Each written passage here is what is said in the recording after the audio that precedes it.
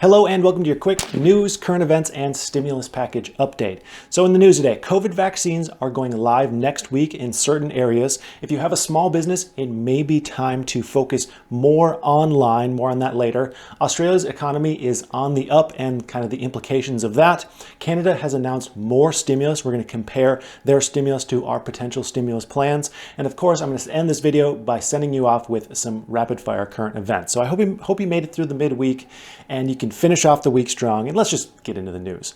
The UK has become the first to approve the Pfizer COVID vaccine for mass distribution. Pfizer has been able to synthesize their vaccine in about 9 months, which is insanely impressive, but also a little bit scary. Ordering over 40 million doses, or enough for 20 million people, the UK will be receiving their initial 800,000 doses next week.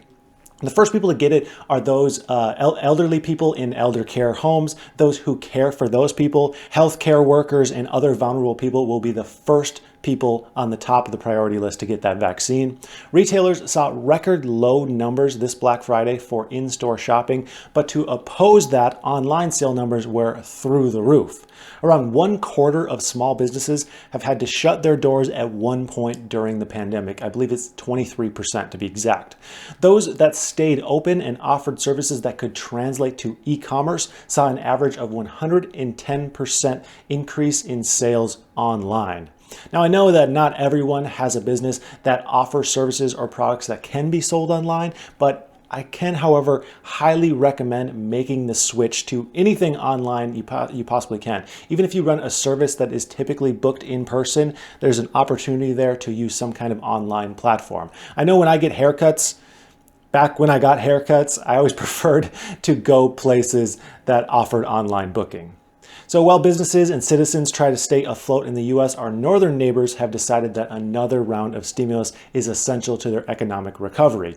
Prime Minister Justin Trudeau pledged a stimulus package of around $77 billion. The program will prioritize young families and other impacted communities. Now, $77 billion is pretty much a rounding error for stimulus talks here in the States, but for Canada, it comes out to about 3% of their nation's GDP. For some perspective here, the US GDP for 2020 was just under $21 trillion. So if our leaders followed Canada's suit here, we would be receiving a stimulus of about $630 billion. And it's pretty curious that that comes out to pretty close to what Mitch McConnell's latest bill offer was. Moving on, Australia hasn't faced a recession in nearly 30 years, and the third quarter of this year, the country was able to report its economy grew by 3.3%. Treasurer Josh Frydenberg said, quote, "Australia's recession may be over, but Australia's economic recovery is not." Despite the good news for Australia's economy, the country now faces another problem as tensions between them and China are extremely high. China is a major trade source for Australia, and fixing these relations is essential to Australia's economy. So while countries are recovering and taking the next steps in recovery, you can help me take the next step by liking, subscribing, and sharing this video, and even commenting, all for the YouTube algorithm. I would appreciate it so much. All right, let's finish strong with those rapid fire current events. Celebrity chef David Chang, who won Who Wants to Be a Millionaire, has pledged to donate the winnings to the Southern Smoke Foundation, an emergency relief fund for folks in the food and beverage industry. That's pretty awesome of him.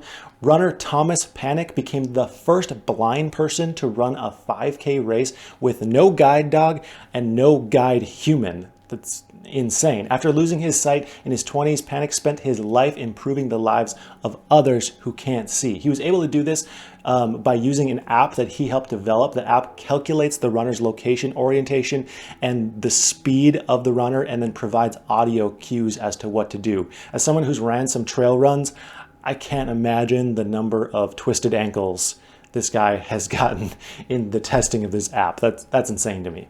So sticking to these feel-good stories, Sakina Halal Grill in DC became famous for offering free meals to the homeless, but then after the pandemic hit, the grill was in some financial problems.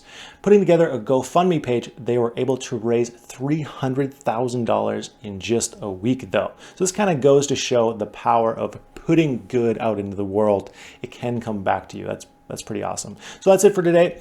Oh, and also, I have mentioned Webull a million times in the past, but they just upped their offer. If you now make an account with my link in the description, you will get 4 free stocks. It's for a short time, but it's a pretty awesome deal. So go ahead and check that out if you're interested. Anyways, I'd like to thank you for watching, and I hope you have a profitable day.